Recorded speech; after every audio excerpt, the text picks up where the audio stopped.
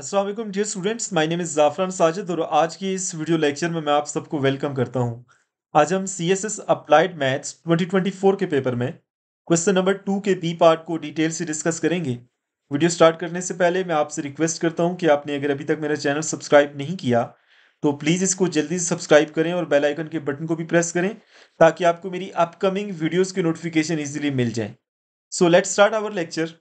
Question number 2b part. Solve the initial value problem y double prime minus 8y prime plus 15y is equal to 9x e to raise power 2x, where y of 0 is equal to 5, y prime of 0 is equal to 10. Student, हमारा ये जो question है ये C S S applied maths के syllabus में जो ordinary differential equation का portion है उसमें एक टॉपिक है इक्वेशंस विद कांस्टेंट कोफिशिएंट्स। ये उस टॉपिक में से आया हुआ है। ये टॉपिक बहुत ही इंपॉर्टेंट है। इससे पहले जो मैंने C S S applied maths के 2019 के पेपर में क्वेश्चन नंबर 4 के बी पार्ट को डिस्कस किया था, वो क्वेश्चन भी इसी टॉपिक में से आया हुआ था। तो इस टॉपिक के हवाले से हम थोड़ी सी बात कर लेते हैं। स्टूडेंट, हमारा ये जो टॉपिक है इक्वेशंस विद कांस्टेंट कोफिशिएंट्स, इसकी दो कैटेगरीज हैं, for homogeneous differential equation and for inhomogeneous differential equation. तो ये जो क्वेश्चन है ये इनहोमोजीनियस डिफरेंशियल इक्वेशन वाले पोर्शन में से आया हुआ है। ओके, क्योंकि आप देख सकते हैं कि हमारे पास ये जो डिफरेंशियल इक्वेशन है जो कि सेकंड ऑर्डर की है, क्योंकि इसमें हाईएस्ट डेरिवेटिव 2 है ना, मतलब y का जो सबसे मैक्सिमम डेरिवेटिव है वो डबल है, इसका मतलब है इसका ऑर्डर 2 होगा। तो ये एक सेकंड ऑर्डर की नॉन होमोजीनियस या इनहोमोजीनियस डिफरेंशियल इक्वेशन है, क्योंकि राइट हैंड साइड पे आप देख लें एक्स वाली टर्म मौजूद है। अगर लेट सपोज ये टर्म जीरो हो जाती है ना, तो उस केस में फिर ये होमोजीनियस डिफरेंशियल इक्वेशन बन जाएगी। ओके, नाउ हमारे पास ये जो क्वेश्चन है स्टूडेंट, ये एक इनिशियल वैल्यू प्रॉब्लम है, क्योंकि इसमें यहाँ पे देख लें कि हमारे पास इनिशियल कंडीशन भी गिवन है। ओके, 2019 के पेपर में क्वेश्चन नंबर 4 के बी पार्ट को जो मैंने डिस्कस किया था वो इनिशियल वैल्यू प्रॉब्लम नहीं था। वो सिंपल हमारे पास एक non homogeneous differential equation given थी और क्वेश्चन की स्टेटमेंट में ये लिखा हुआ था कि आपने अनडिटरमाइंड कोफिशिएंट मेथड को यूज करना है। ओके, मतलब वो एक स्पेसिफिक मतलब स्टेटमेंट भी गिवन थी। यहाँ पे कोई मेथड यहाँ पे मेंशन नहीं है। आप यहाँ पे अनडिटरमाइंड कोफिशिएंट मेथड को भी यूज कर सकते हैं या फिर एक और मेथड है इनहेलेटर ऑपरेटर वाला, वो भी यूज कर सकते हैं। ओके, तो ज्यादा मेरे ख्याल से जो आसान है वो यही अनडिटरमाइंड कोफिशिएंट मेथड वाला है। ओके, तो मैं इस क्वेश्चन के सॉल्यूशन में भी अनडिटरमाइंड कोफिशिएंट मेथड को ही यूज करने जा रहा हूं। स्टूडेंट, आपने वीडियो को स्किप नहीं करना है, इसको पूरा देखना है। So let's start our solution. Student, हमारे पास ये एक सेकंड ऑर्डर की नॉन होमोजीनियस डिफरेंशियल इक्वेशन है। ओके, इसका जो सॉल्यूशन होगा वो कुछ इस फॉर्म में होगा। देखिएगा जरा, y is equal to y c plus y p. Okay, now of course हमने आखिर में फिर इन इनिशियल कंडीशन को भी अप्लाई करना होगा, लेकिन ये है कि हमारे पास इसका जो सॉल्यूशन होगा वो इस फॉर्म में होगा, y is equal to y c plus y p. अब ये वाई सी क्या है? वाई सी को हम कहते हैं the complementary solution. This is complementary solution. आप प्लीज स्पेलिंग चेक कर लीजिएगा, कंप्लीमेंट्री सॉल्यूशन। और ये जो वाई पी होता है स्टूडेंट, वाई पी को कहते हैं particular solution. Particular solution.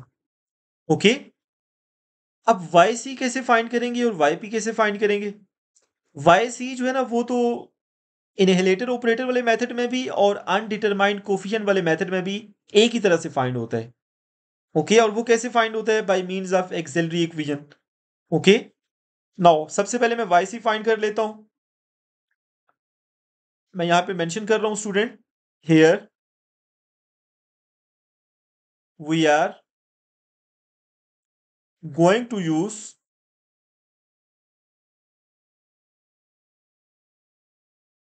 Undetermined coefficient method. Okay, undetermined ये बेसिकली एक मेथड का नाम है स्टूडेंट, आपने पढ़ा होगा यकीन है। Undetermined coefficient method. ओके, सबसे पहले तो हमने वाई सी फाइंड करना है। अब वाई सी जो हम फाइंड करेंगे ना, उसका इस मेथड से कोई लेना देना नहीं है। ओके, बेसिकली जो कंप्लीमेंट्री सोल्यूशन होता है वो अनडिटरमाइंड कोफिशिएंट मेथड से रिलेटेड नहीं है। ये हमने एक पहला मेथड पढ़ा था, जिसमें हम एक एक्सपोनेंशियल सोल्यूशन सपोज करते थे और उससे हम एक्सिलरी इक्वेशन बनाते थे in order to solve homogeneous differential equation of any order. Okay, तो उसमें हम ये मेथड पढ़ते थे। ओके,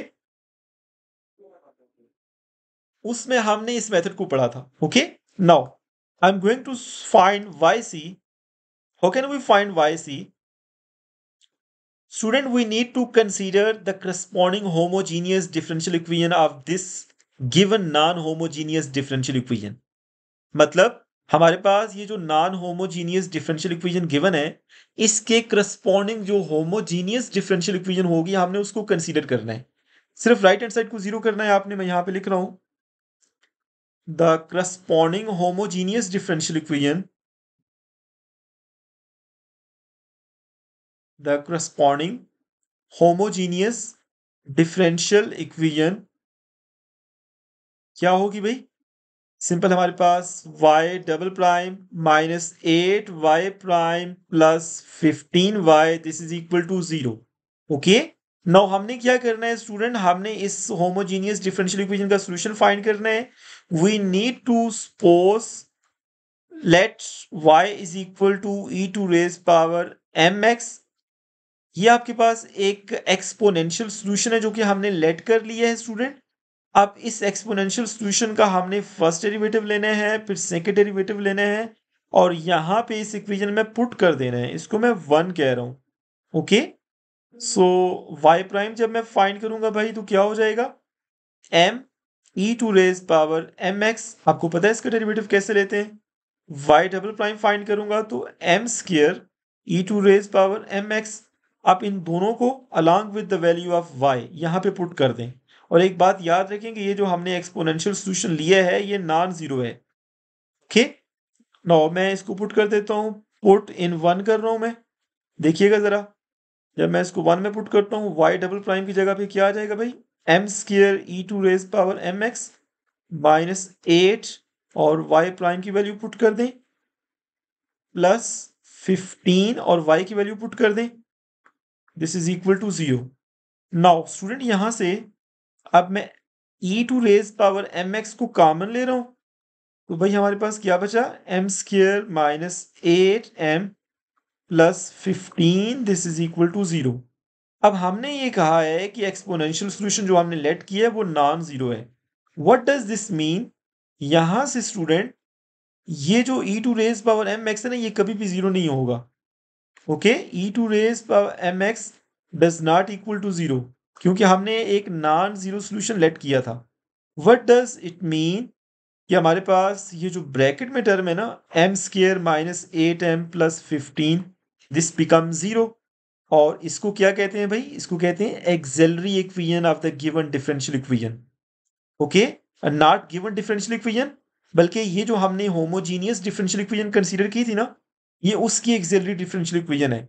या फिर आप ये भी कह सकते हैं कि ये इस नॉन होमोजीनियस डिफरेंशियल इक्वेशन की एक्सिलरी डिफरेंशियल इक्वेशन है, क्योंकि जो एक्सिलरी डिफरेंशियल इक्वेशन होती है वो होमोजीनियस वाले पार्ट की ही होती है। ओके, मैं यहां पे लिख रहा हूं this is axillary differential equation of corresponding homogeneous differential equation. Okay, auxiliary differential equation, oh sorry, not differential equation, this is auxiliary equation. Okay, this is auxiliary equation of corresponding homogeneous differential equation. Very simple, बेशक आप ना लिखें, सिर्फ समझाने के लिए लिख रहा हूं। Okay, corresponding homogeneous differential equation. Now अब इसके हमने रूट्स फाइंड करने हैं। आप इसकी फैक्टराइजेशन कर लें। इसके दो फैक्टर बनेंगे, एक 5m और एक 3m प्लस 15 इक्वल टू 0। अब पहले दो में से अगर आप कॉमन लेते हैं तो m इंटू एम माइनस 5 आ जाएगा और यहाँ से 3 कॉमन ले लें तो हमारे पास m, ये 15 है स्टूडेंट, इसको मैं सही कर देता हूँ, दिस इज 15 माइनस 3 कॉमन लें तो m minus 5 this is equal to 0। और यहाँ से हमारे पास दो फैक्टर्स बनेंगे, m minus 5 and here we have m minus 3 which is equal to 0. तो हमारे पास m की दो वैल्यूज आएंगी स्टूडेंट, एक को मैं m1 कह रहा हूँ विच इज इक्वल टू 5 और एक को मैं m2 कह रहा हूँ विच इज इक्वल टू 3. अब जो एक्सिलरी इक्वेशन के रूट्स होते हैं ना वो हमें बताते हैं कि होमोजीनियस डिफरेंशियल इक्वेशन की के सॉल्यूशन की फॉर्म क्या होगी. ओके, तो हमारे पास क्योंकि ये जो दोनों रूट्स हैं ये रियल भी हैं और अनइक्वल भी हैं, डिस्टिंक्ट भी हैं, तो हमारे पास जो सॉल्यूशन की फॉर्म होगी वो क्या होगी भाई, y will be equal to c1 e to raise power m1x plus c2 e to raise power m2x. Okay, ये हमारे पास इसको कहते हैं general solution of the corresponding homogeneous differential equation. इसमें वैल्यू पुट कर दें m1 और m2 की. c1 e to raise power this will be 5x plus c2 e to raise power 3x. Student हमारे पास ये जो सॉल्यूशन आया है this is general solution of the corresponding homogeneous differential equation. लेकिन हमने क्योंकि given non homogeneous differential equation का कंप्लीमेंट्री सॉल्यूशन फाइंड करना है तो इसको आप कह सकते हैं कि ये given non homogeneous differential equation जो थी ना उसका कंप्लीमेंट्री सॉल्यूशन है. आई होप सो कि आपको मेरा पॉइंट समझ आ गया है. मैं यहाँ पे दोबारा से रिपीट कर रहा हूं. देखिए हमने ये जो सॉल्यूशन फाइंड किया था ना इसको कहते हैं general solution of the corresponding homogeneous differential equation. जो given non homogeneous differential equation के करस्पॉन्डिंग हमने होमोजीनियस डिफरेंशियल इक्वेशन लिखी थी ना ये उसका जनरल सॉल्यूशन है. लेकिन जो given non homogeneous differential equation थी ये उसका कंप्लीमेंट्री सॉल्यूशन कहलाएगा. ओके, आप सिंपल इसको वाई सी कहते हैं, तेरी कोई इशू नहीं है, सिर्फ आपको मैं एक पॉइंट क्लियर कर रहा था. तो हमने वाई सी की वैल्यू फाइंड कर ली है, इसको मैं हाईलाइट कर रहा हूं. अब हमने वाई पी फाइंड करना है. ओके, जब वाई पी फाइंड हो जाएगा तो हमने सिंपल यहाँ पे पुट करना है, दोनों को ऐड करेंगे तो हमें y मिल जाएगा और उस y के ऊपर हमने फिर ये इनिशियल कंडीशन अप्लाई करनी है. ओके, अब y भी कैसे फाइंड होगा, दिस इज वेरी इंपॉर्टेंट. देखें बेसिकली ये जो अनडिटरमाइंड कोफिशिएंट मेथड है और ये जो इनहेलेटर ऑपरेटर मेथड है ये बेसिकली वाई पी फाइंड करने के दो डिफरेंट तरीके हमें बताते हैं. ओके, जो अनडिटरमाइंड कोफिशिएंट मेथड की हम बात कर रहे हैं ना इस मेथड के अंदर जो वाई पी हम फाइंड करते हैं ना वो सबसे पहले हमने इस राइट हैंड साइड वाली टर्म को देखते हुए हमने एक जनरल सा वाई पी सपोज करना होता है. यहाँ पे एक टेबल मैं आपको दिखाता हूँ. ओके स्टूडेंट, ये जो टेबल है इसके अंदर यहाँ पे ये जी एफ एक्स है, मतलब कोई नॉन होमोजीनियस डिफरेंशियल इक्वेशन जो होती है ना उसकी जो राइट हैंड साइड होती है ना उसको जी एफ एक्स कहते हैं. मैं आपको दिखा भी देता हूँ, यहाँ पे लिखा है मैंने. ये पूरा मेथड था जो मैंने अपने पिछले वाले वीडियो लेक्चर में डिस्कस भी किया था. हमारे पास ये एक जनरल सी नॉन होमोजीनियस डिफरेंशियल इक्वेशन है, इसकी राइट हैंड साइड पे ये जी एफ एक्स आपको नजर आ रहा है. ओके, हमारे क्वेश्चन के अंदर जो जी एफ एक्स है वो क्या है, राइट हैंड साइड पे 9x e to raise power 2x और ये जनरल की हम बात कर रहे हैं. ओके, अब जी एफ एक्स की जो फॉर्म है ना स्टूडेंट वो इस तरह की कोई भी फॉर्म हो सकती है. अगर let's suppose g f x 1 के इक्वल है तो उस केस में हमने जो पर्टिकुलर सॉल्यूशन की जनरल फॉर्म सपोज करनी है वो simple Y P is equal to A हो जाएगा. ओके, अगर कोई लीनियर हमारे पास टर्म गिवन है 5x प्लस 7 या सिंपल x भी गिवन हो तो उस केस में भी हमने वाई पी ये लेना है ए एक्स प्लस पी. अगर लेट्स सपोज क्वाड्रेटिक फॉर्म में आ गया है 3x स्क्वायर माइनस 2 तो उस केस में हमने जो वाई पी लेना होगा वो इस फॉर्म में लेना होगा. अब हमारे पास जो ये नॉन होमोजीनियस डिफरेंशियल इक्वेशन है इसके अंदर स्टूडेंट हमारे पास जो राइट हैंड साइड पे टर्म है ना मैं इसको हाईलाइट कर रहा हूं, this is 9x e to raise power 2x. अब इसको देखते हुए हमने किस तरह का वाई पी सपोज करना है. देखें ये जो 9x है ना अगर सिंपल 9 होता तो फिर इसको हम कांस्टेंट कंसीडर करते, लेकिन ये 9x है तो उसको हम एक लीनियर टर्म कंसीडर करेंगे. अगर लीनियर टर्म हो तो उस केस में हम क्या सपोज करते हैं, ये लीनियर टर्म थी x की पावर 1 तो यहाँ पे हमने ये वाला सपोज करना है ए एक्स प्लस पी. लेकिन मसला ये है कि यहाँ पे इसके साथ साथ एक एक्सपोनेंशियल वाली टर्म भी है e to raise power 2x. इस केस में हम नीचे आते हैं, ये e to raise power 5x है तो हमने क्या सपोज किया a into e to raise power 5x. ओके, ये हमने सेपरेटली तो दोनों देख लिए हैं. अब देखें यहाँ पे ये जो एक्सप्रेशन है ये दोनों मल्टीप्लाई हो रहे हैं, इसकी मैं बात कर रहा हूँ. यहाँ पे बाय लीनियर फैक्टर है और उसके साथ एक्सपोनेंशियल टर्म मल्टीप्लाई हो रही है. तो लीनियर के लिए तो हमने a x plus b suppose कर लिया और एक्सपोनेंशियल के लिए हमने फिर as it is e to raise power 5x. Okay, तो यहाँ पर मेरा जो पॉइंट है स्टूडेंट वो ये है कि इस टर्म को देखते हुए हमने जो वाई पी लेना है ना वो क्या लेना है, 9x की वजह से हम ax प्लस बी लेंगे और e to raise power 2x साथ ऐसे ही ले लेंगे। ओके, तो मैं यहाँ पे सपोज कर रहा हूँ, देखें एस जी ऑफ एक्स, मतलब वो जो राइट हैंड साइड थी नॉन होमोजीनियस डिफरेंशियल इक्वेशन थी, that is equal to 9x e to raise power 2x। So हमारे पास जो वाई पी हमने कंसीडर करना है वो किस फॉर्म में होगा, A x plus B E to raise power 2x। देखिए यहाँ पे e की पावर में 2x है तो यहाँ पे 2x ही आएगा, अगर यहाँ पे 5x होगा तो यहाँ पे 5x आ जाएगा। ओके, तो ये हमने वाई पी लेट कर लिए। अब इसके साथ क्या करना है, देखिए हमारे पास जो given non homogeneous differential equation थी ये वाली, अब इसमें जो लेफ्ट हैंड साइड पे आपको y नजर आ रहा है, इसको आपने वाई पी कंसिडर करना है। ये y प्राइम है, इसको आपने वाई पी प्राइम कंसिडर करना है। ये y डबल प्राइम है तो इसको आपने y P double prime consider करना है। ओके, अब आपने basically y p prime y P double prime find करना है और दोनों को यहाँ पे पुट कर देना है और y की जगह वाई पी पुट करना है आपने। ओके, सो मैं यहाँ पे पुट कर रहा हूँ। स्टूडेंट क्वेश्चन थोड़ा सा लेंथी है लेकिन आसान है। सबसे पहले तो मैं भाई वाई पी फाइंड करता हूँ, y p prime, y p तो मैंने यहाँ पे लिखा है ना।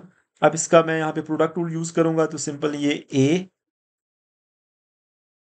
Into e to raise power 2x plus a x plus B E to raise power 2x into 2, ये फर्स्ट डेरिवेटिव आ गया। अब बेशक चेक कर ले मैंने प्रोडक्ट रूल यूज किया है। अब मैं डबल डेरिवेटिव फाइंड करता हूँ, y P double derivative this is equal to, यहाँ पे पहली टर्म पे अप्लाई करेंगे, ए तो कांस्टेंट है तो सिंपल ये 2a E to raise power 2x आ जाएगा। और यहाँ पर मैं इस 2 को सेपरेट कर रहा हूँ, प्लस 2 में सेपरेट कर रहा हूँ और मैंने डेरिवेटिव अप्लाई करना है इन दो टर्म्स के ऊपर, एक ये वाली टर्म है और एक ये वाली टर्म है। तो दोबारा से आप प्रोडक्ट रूल यूज कर लें तो क्या आ जाएगा, a e to raise power 2x plus a x plus B E to raise power 2x into 2। आप बेशक इसको चेक कर लें, सिंपल डेरिवेटिव आपने लेना है और कुछ भी नहीं करना। So Y P double prime will be equal to, थोड़ा सा हम सिंप्लीफाई कर लेते हैं, 2a E to raise power 2x plus 2 को मल्टीप्लाई करें E to raise power 2x plus 2 को मल्टीप्लाई करेंगे तो ये 4 हो जाएगा, A x plus P E to raise power 2x। इसको हम मजीद सिंप्लीफाई करते हैं, Y P double prime this is equal to, ये दोनों को ऐड करेंगे तो ये 4a e to raise power 2x हो जाएगा plus again 4a x e to raise power 2x plus 4b e to raise power 2x। तो student हमने वाई पी डबल प्राइम भी फाइंड कर लिया, हमने यहाँ पे वाई पी सिंगल प्राइम भी फाइंड कर लिया और हमारे पास सिंपल वाई पी की भी वैल्यू भी हमने सपोज की हुई थी। इन तीनों वैल्यू को आपने गिवन डिफरेंशियल इक्वेशन में पुट करना है। हमारे पास जो गिवन डिफरेंशियल इक्वेशन है वो क्या है भाई, दिस वन। इसको मैं यहाँ एंड पे लिख लेता हूँ। Okay, as the given non-homogeneous differential equation is y double prime minus 8y prime plus 15y, this is equal to 9x e to raise power 2x। इसको अब आपने yp कंसीडर करना है। ओके, सिंपल आपने यहाँ पे वैल्यूज पुट कर देनी है, इसको मैं हाईलाइट कर रहा हूँ। ओके, नो पुट करते हैं जरा वाई पी डबल प्राइम की जगह पे इसकी वैल्यू, हमारे पास 4a e to raise power 2x plus 4a x e to raise power 2x plus 4b e to raise power 2x। अच्छा, उसके बाद हमने वाई पी सिंगल प्राइम की वैल्यू पुट करनी है, इसको हमने पुट करना है स्टूडेंट, इसको मैं यहाँ पे पुट कर रहा हूँ, जरा देखें, और -8 से मल्टीप्लाई भी करना है तो ये -8 a e to raise power 2x -16 A x plus B E to raise power 2x। जरा इसको हम वेरीफाई कर लेते हैं। ओके, -8 को 2 से मल्टीप्लाई किया, -16 ए x plus B into 2x, ठीक है, और प्लस 15y, प्लस 15 और y कितना है भाई, ए एक्स प्लस बी है और साथ ई टू रेज पावर 2x है।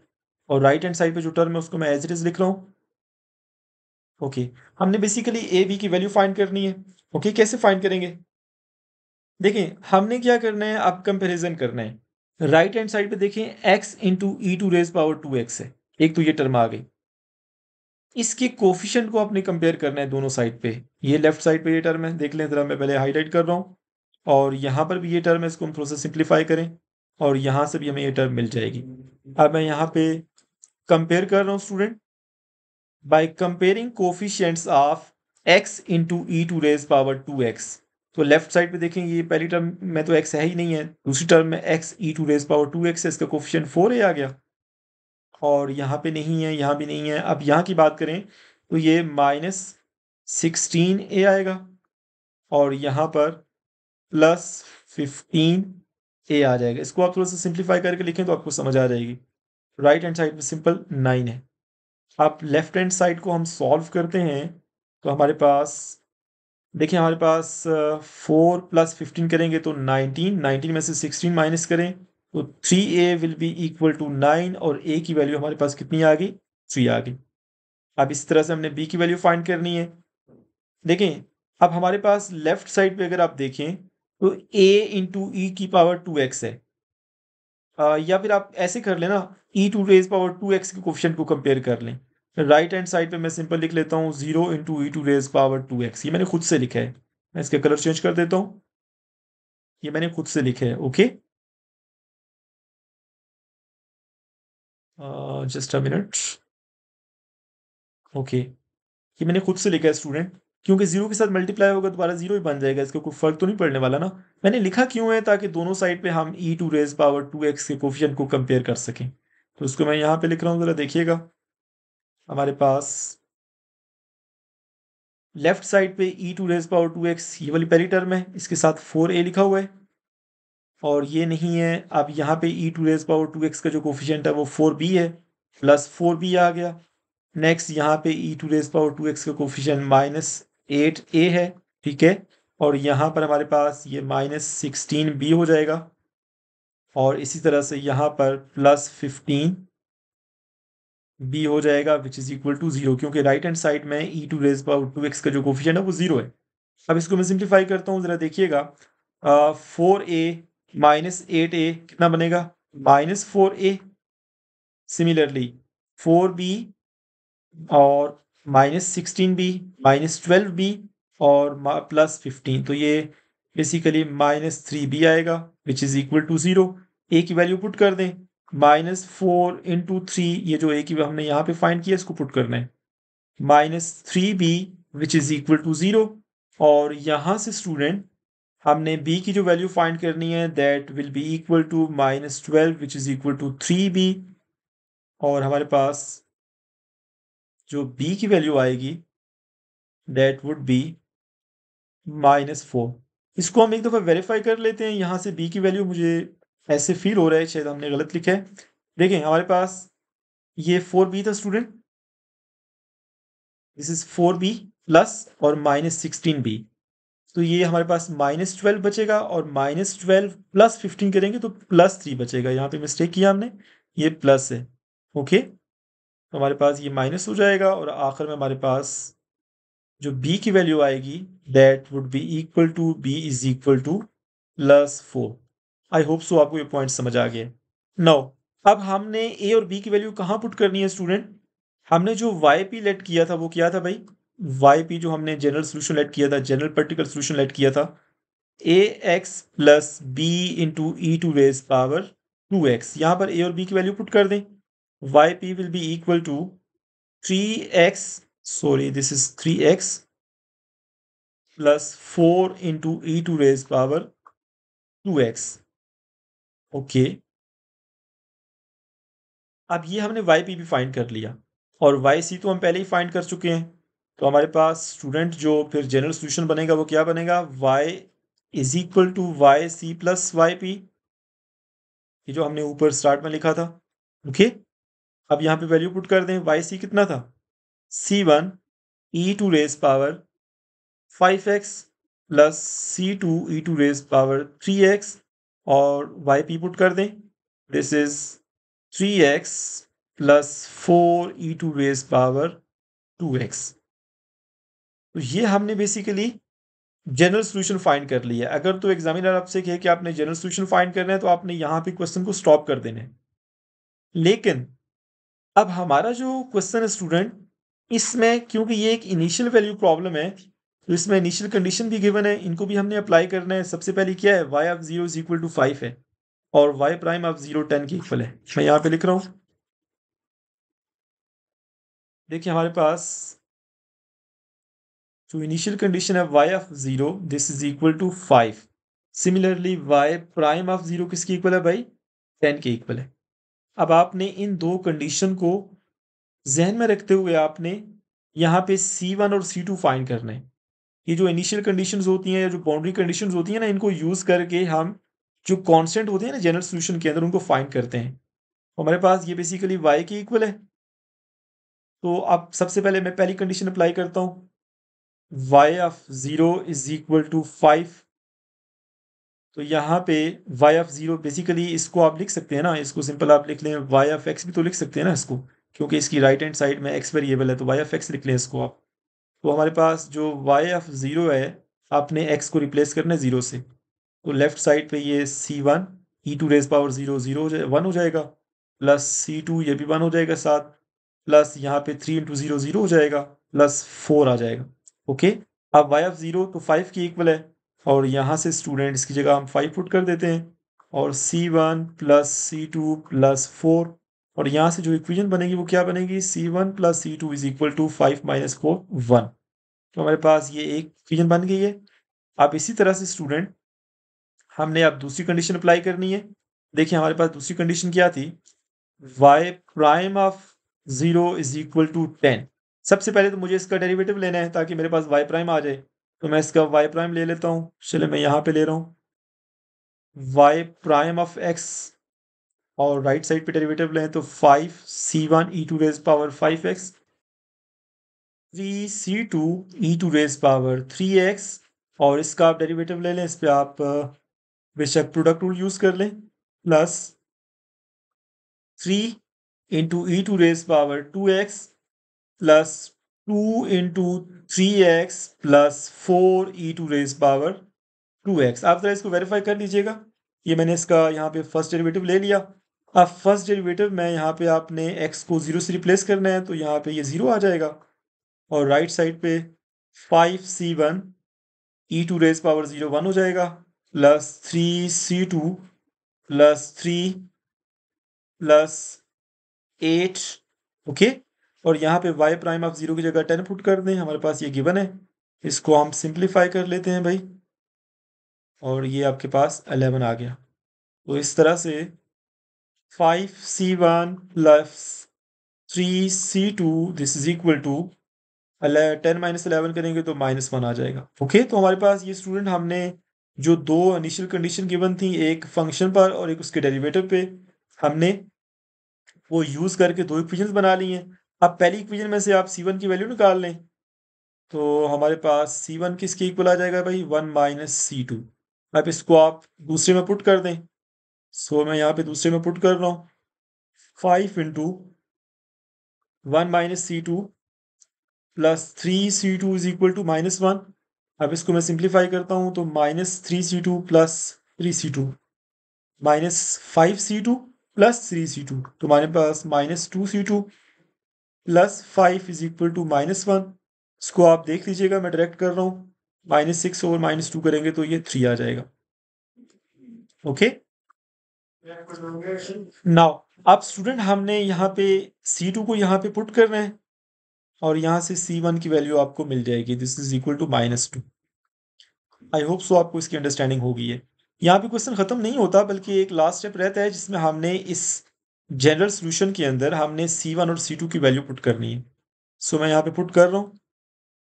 सो finally y is equal to C1 की वैल्यू -2 है, तो -2 e to raise power 5x plus C2 की वैल्यू 3 है, e to raise power 3x plus हमारे पास जो a और b की वैल्यू पुट करने के बाद जो एक्सप्रेशन आया था वो 3x प्लस 4 था ना, 3x plus 4 e to raise power 2x। Okay, तो ये बेसिकली हमने सोल्यूशन फाइंड कर लिया गिवन क्वेश्चन का स्टूडेंट। था ये आसान था। अगर आप लोगों को वीडियो की कहीं पे अंडरस्टैंडिंग नहीं हुई स्टूडेंट, तो आप कमेंट बॉक्स में कमेंट करके पूछ भी सकते हैं। Thank you so much for watching my video.